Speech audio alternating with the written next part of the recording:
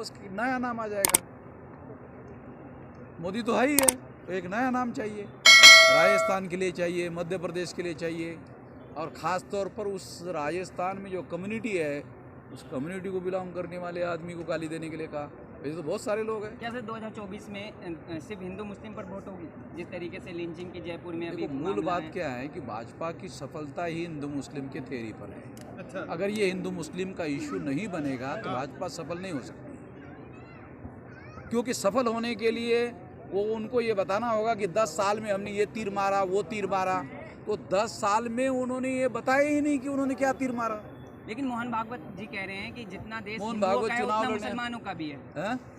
मोहन भागवत जी कह रहे हैं जितना हक हिंदुओं का है उतना मुसलमानों का है। तो ये ठेका उनको दे रखा है ये कहने का।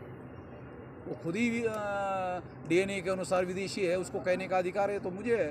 लेकिन मोहब्बत का पैगाम तो फैला रहे हैं ना मोहन भागवत जी, बोल रहे हैं।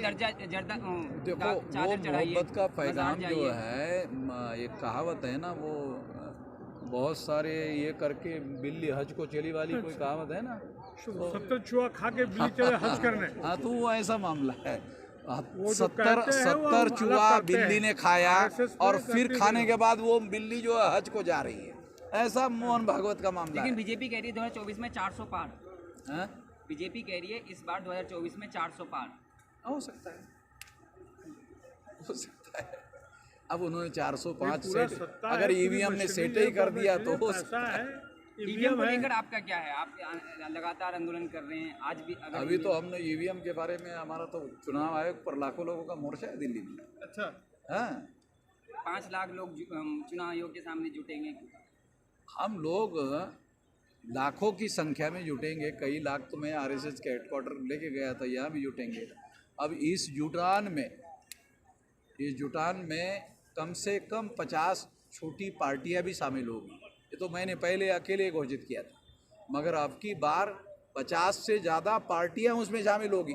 आप लेकिन सर लंबे समय हो गए आपको आंदोलन करते हुए, लेकिन सुप्रीम कोर्ट में ये मामला जाता है, वहाँ पे खारिज हो जाती है वीवीपैट को लेकर, मांग को लेकर, ईवीएम को लेकर। तो आप हमारी तो कोई बात अभी तक खारिज नहीं हुई। सर जिस प्रकार हजारों पार्टियां बन रही है तो फिर कैसे आप बीजेपी को नीचे गिराओगे? हाँ, ये तो समस्या है, इसीलिए तो इकट्ठा करने में लगे हैं। इकट्ठा कैसे कर रहे हो? इकट्ठा तो हो ही नहीं रहे हैं, कभी मुस्लिम देखो, अलग हो रहा है, 51 पार्टी के लोगों को हमने संपर्क किया था, उसमें 32 पार्टी के लोग आए थे, और दूसरे लोगों ने टेलीफोन पर कहा कि हम इसके साथ में हैं। ये जो आपका प्रपोजल है कि मिलकर चुनाव लड़ने का छोटी पार्टियों को, तो उनका कहना था कि हम आ नहीं पा रहे क्योंकि आपने बहुत शॉर्ट नोटिस में कहा, तो अगले मीटिंग में हम आएंगे। तो आपके जिस मुहिम पर कितने पार्टियों का समर्थन आ चुका है अभी तक? 32 का तो अभी तक है, हाँ। मगर अभी आने वाली जो इस महीने के एंड में जो मीटिंग हो रही है उसमें 50 से ज़्यादा पार्टियां होंगी। क्या लगता है कड़ी टक्कर दे पाएंगे आप लोग भाजपा को? नहीं, हम लोग तीसरा मोर्चा गठित कर रहे हैं, अकेले तीसरा मोर्चा भाजपा को टक्कर देने लायक हो जाएगा ऐसा हमारा तीसरा ओपिनियन मोर्चा नहीं में कौन कौन शामिल होंगे सर? है। तीसरा मोर्चा में कौन कौन शामिल होंगे? तो लिस्ट है ना अपने पास में, लिस्ट है हमारे पास में, वो हाँ। लिस्ट आपको हम देंगे हाँ। पार्टियों के नाम के साथ में। 32 पार्टियों की लिस्ट है, 51 पार्टी के नाम भी रिकॉर्ड में है। बहुत बड़ा चैलेंज है सर, जो आप लोग भाजपा को हराने की बात भी करते हैं और भाजपा को टक्कर देने की बात करते हैं, वहीं दूसरी ओर देखा जाए तो इंडिया भाजपा भी को इस चीज में टक्कर लगा हुआ देने है। के लिए एक और आसान काम है, बहुत ज़्यादा बड़ा काम नहीं, एक आसान काम है। कौन सा? कि 10 साल जब कोई पार्टी सत्ता में रहती है तो लोगों में एंटी इस्टेब्लिशमेंट रुझान आ जाता है। हाँ। ये विरोधी लोगों के बेनिफिट में,